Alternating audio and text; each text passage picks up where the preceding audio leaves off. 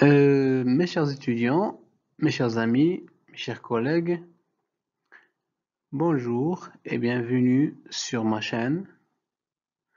Je vais vous présenter le cours suivant, nommé Transformer en Z. Normalement, c'est le chapitre qui vient après l'étude de l'échantillonnage. Si on a compris l'échantillonnage, la numérisation d'un signal analogique, alors dans ce chapitre, nous allons essayer de comprendre comment effectuer la transformée en Z d'un signal analogique. Dans ce chapitre, je vais essayer de respecter le plan suivant. Premièrement, je vais commencer par une petite définition de la transformée en Z. Ici, nous allons voir comment on définit la transformée en Z, puis quelles sont les propriétés de la transformée en Z, et par la suite, comment calculer la transformée en Z. Vous êtes prêts? Let's go! Voilà. Alors, comme définition de la transformée en Z, on peut dire que la transformée en Z d'un signal f de t est la transformée de la place du signal échantillonné f étoile de t, dans laquelle on effectue la substitution ou bien le changement de variable z égale l'exponentielle de TE fois P, avec bien sûr TE, c'est la période d'échantillonnage, on note, transformée en Z, Z de F de P, ou bien Z de F de T. Donc ces deux écritures-là permettent de dire qu'on effectue une transformée en Z d'une fonction exprimée dans le domaine de la place, ou bien la transformer en Z d'une fonction exprimée dans le temps.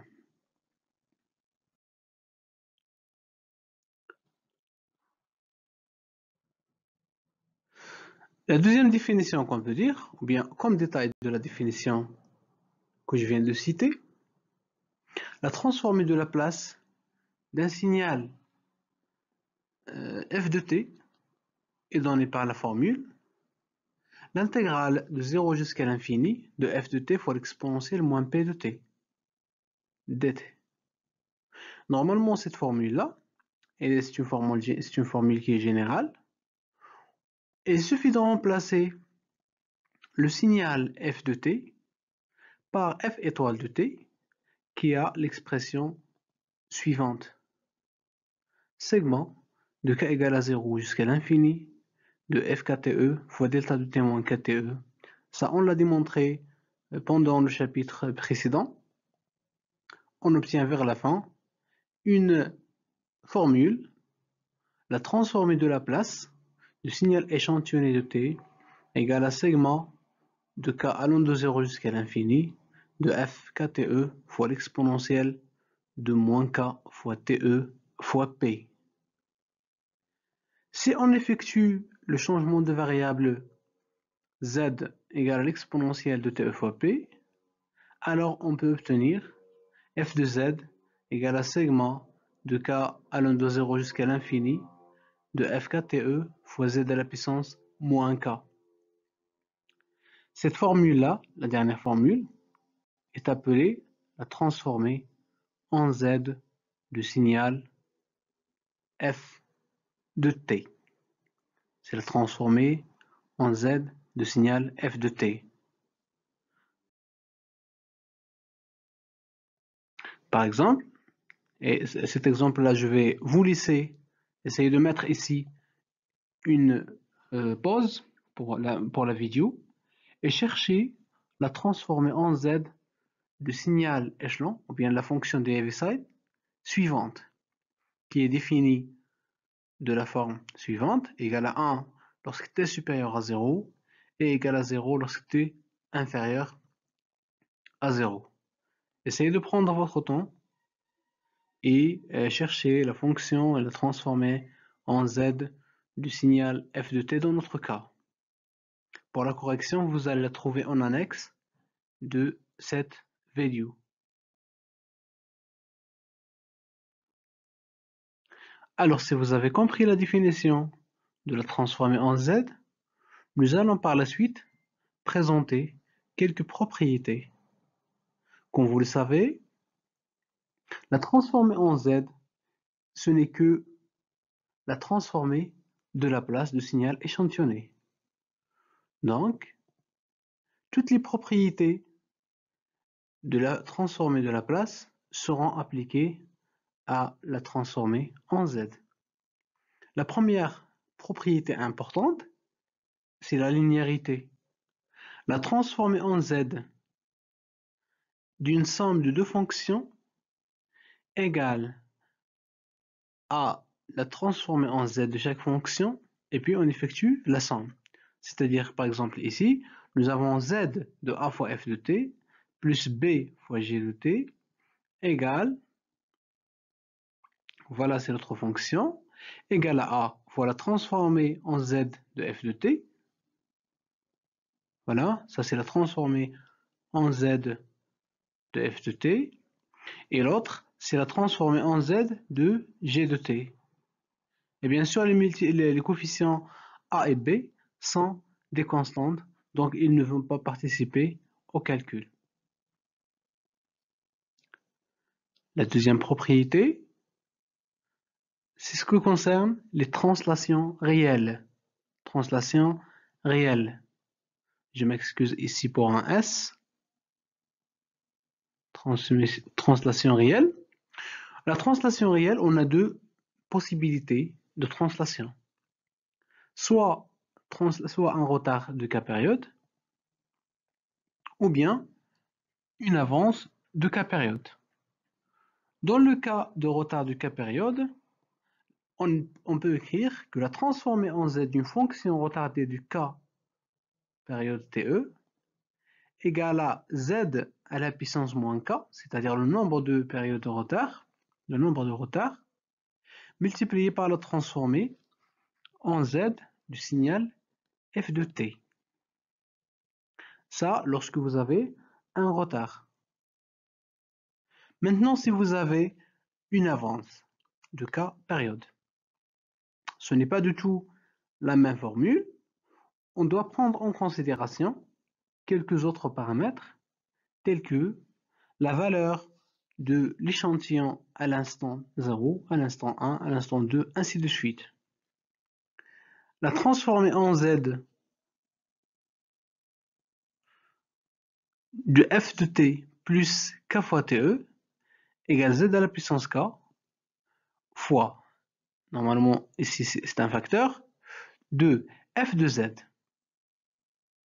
moins sigma de n égale à 0 jusqu'à k moins 1 fois f de nte fois z à la puissance moins n. S'il vous plaît, je veux bien que vous compreniez cette relation. Ce n'est pas du tout la même. Ici, on a tout simplement noté z à la puissance moins k fois f de z. Là, on a z à la puissance k plus le terme de sommation que vous avez devant vous.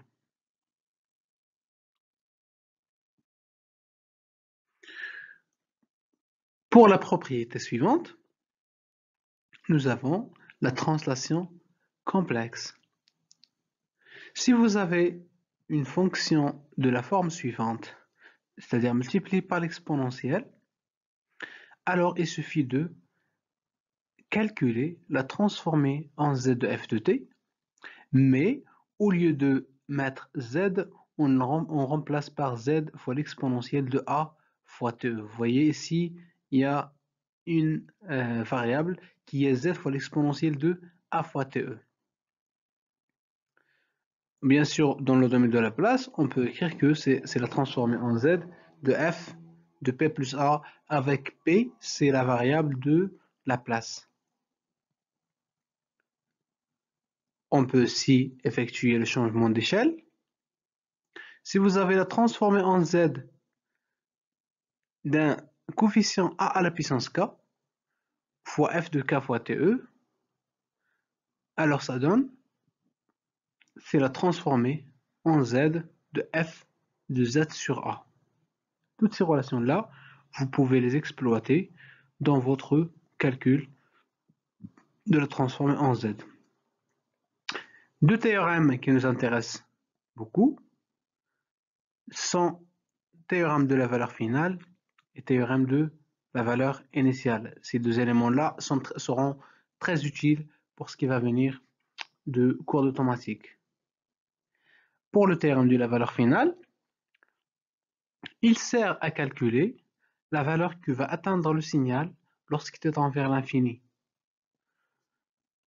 C'est pour cela qu'on écrit la limite lorsqu'il est vers 0, ou bien tend vers l'infini, de f étoile de t, c'est le signal échantillonné, égale à la limite lorsque z tend vers 1. Voilà, si vous remarquez, z tend vers 1 et non pas tend vers 0 ou bien tend vers l'infini, comme le cas de la place ou du temps. Ici, on parle de z. De 1 moins z à la puissance moins 1 fois f de z. Deuxième théorème, c'est de la valeur initiale. Il suffit de remplacer z tend vers 1 par z tend vers l'infini. Et bien sûr, on va supprimer cet élément-là qui est z à la puissance moins 1. Il nous reste seulement, c'est la limite lorsque z tend vers l'infini de f de z.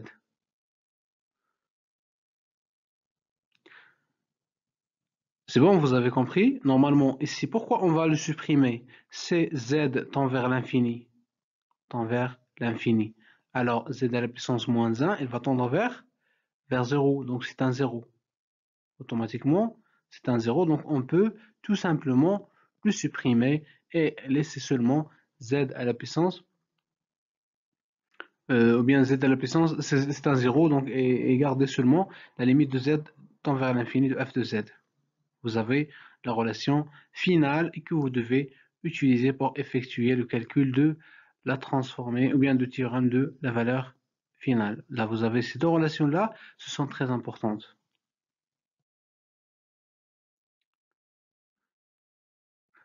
La prochaine propriété, c'est la multiplication.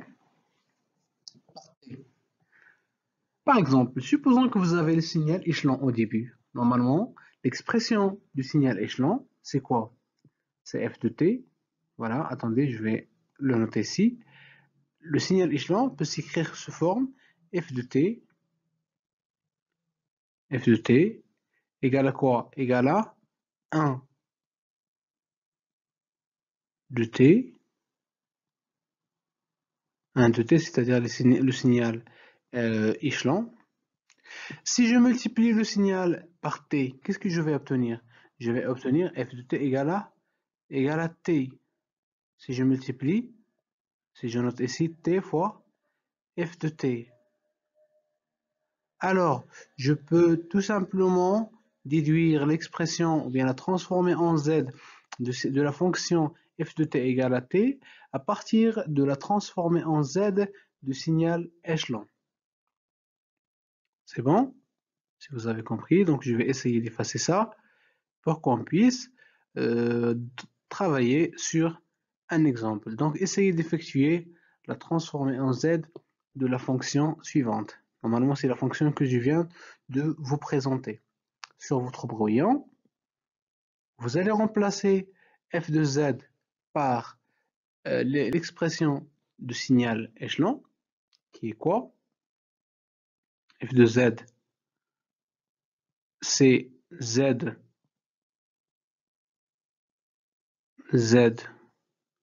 sur z-1.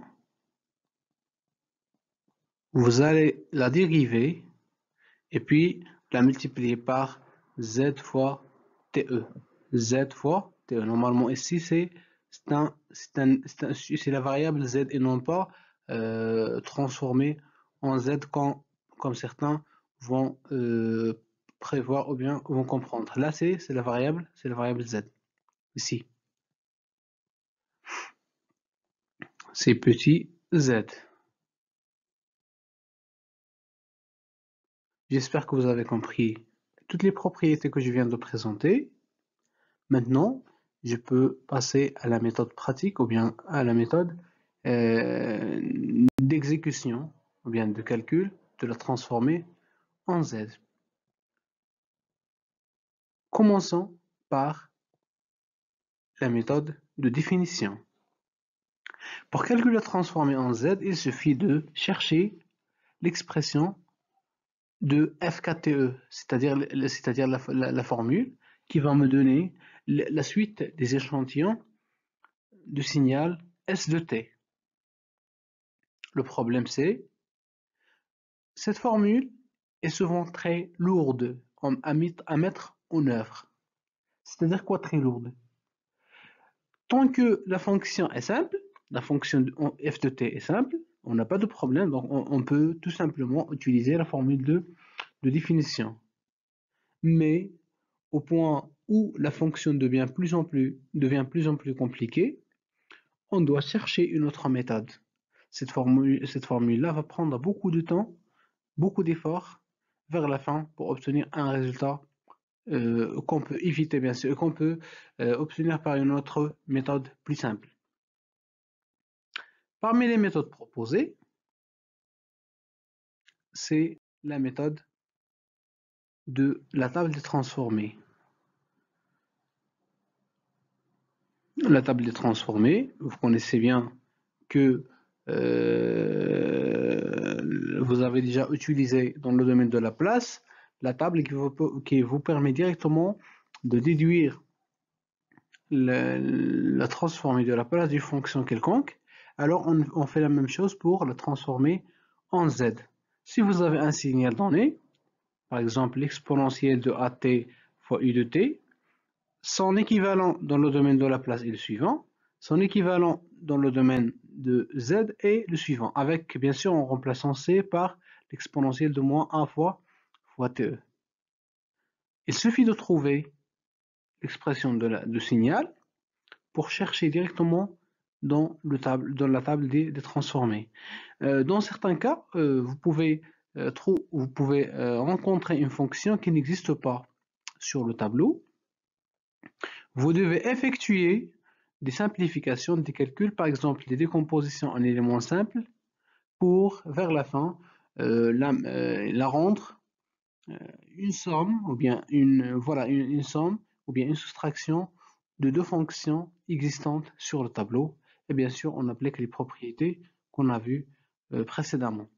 Je vous invite dans cette partie à travailler ou bien à résoudre les deux exemples de la partie précédente, c'est un calcul par méthode de définition. Comme ça, vous allez fixer vos idées. Et si vous avez des problèmes, merci de les mentionner dans les commentaires ou bien dans les messages privés, bien sûr.